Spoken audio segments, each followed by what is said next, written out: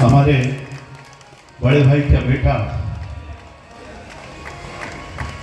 गुरगेश सिंह जी से भी निवेदन है कि महाराज जी को माल्यार्पण करके स्वागत करें।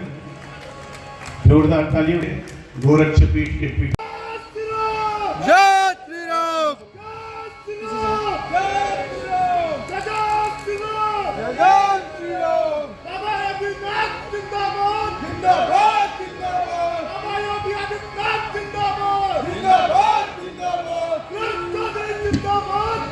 जय जय श्री राम, जय जय श्री राम। क्योंकि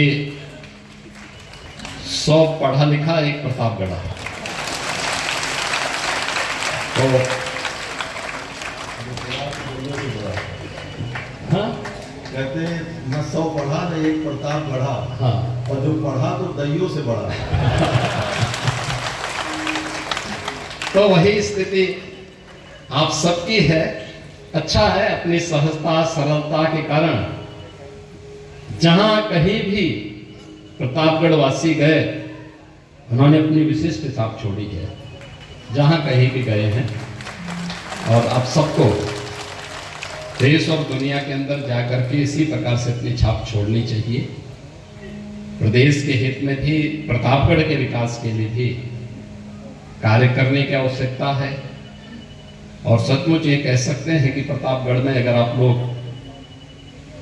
यहाँ पर देखो, उत्तर प्रदेश में 75 जनपद हैं, किसी जनपद में ये अमृत फल आंवले को अपने जनपद का फल नहीं बनाया, लेकिन प्रतापगढ़ ने बना दिया।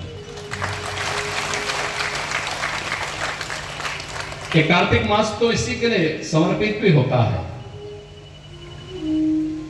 तो आज के इस अवसर पर आप सबको अपनी भारतीय संस्कृति पर, सनातन हिंदू धर्म संस्कृति पर गौरव की अनुभूति करनी चाहिए। कितने सौभाग्यशाली हैं कि हमारे यहाँ जो युगों की कल्पना की गई है, तीसरा युग में द्वापर के अंत में इस कथा को श्रवण का सौभाग्य प्राप्त हुआ था, और उसके तत्काल बाद कलयुग का शुभारंभ होता है। गत 5000 वर्षों से आप इस कथा का श्रवण कर रहे हैं। कोटि कोटि सनातन धर्मावलंबी इस कथा के माध्यम से अपने जीवन की मुक्ति का मार्ग प्रशस्त करता है। इससे भी पहले कितनी प्राचीन धर्म और संस्कृति थी, हमें आज भी इसके प्रमाण प्रस्तुत करने होते हैं। इसके पीछे क्या कारण है, क्यों इस प्रकार की स्थितियां पैदा होती हैं, हम सबको इस पर चिंतन करने की आवश्यकता भी है। क्योंकि सनातन धर्म अगर सशक्त है तो विश्व कल्याण का मार्ग अपने आप ही प्रशस्त होता है। आप देखते होंगे हमारे यहाँ कथावाचक जो भी होते हैं, कथा व्यास पर बैठ करके वे धर्म की जय बोलते हैं, तो उसके साथ विश्व के कल्याण की बात भी करते हैं,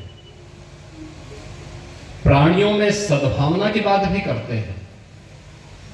वे ये बात नहीं करते कि मेरा स्वयं का कल्याण हो, वे राष्ट्र कल्याण की बात करते हैं, विश्व कल्याण की बात करते हैं। प्राणियों की, केवल मनुष्य के लिए नहीं,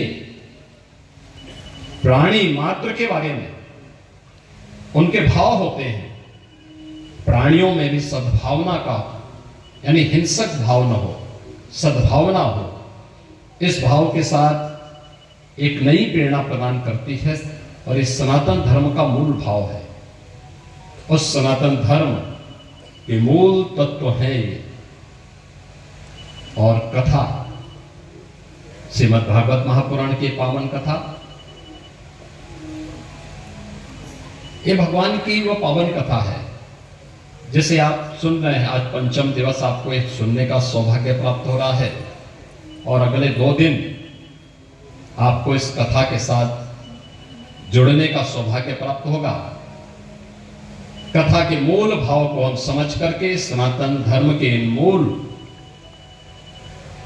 तत्वों को जन जन तक पहुंचाने के लिए अगर अपने स्तर पर कुछ भी प्रयास कर पाएंगे तो सचमुच न केवल इस कथा के पीछे का जो उद्देश्य है वो पूरा होगा, बल्कि आप अपने जीवन के इस उद्देश्य को भी पूरा कर पाएंगे। क्योंकि हर सनातन धर्मावलंबी, याद रखना, हमसे जुड़े रहने के लिए हमारे YouTube चैनल को सब्सक्राइब करें और नई वीडियो की नोटिफिकेशन के लिए बेल आइकॉन को दबाएं।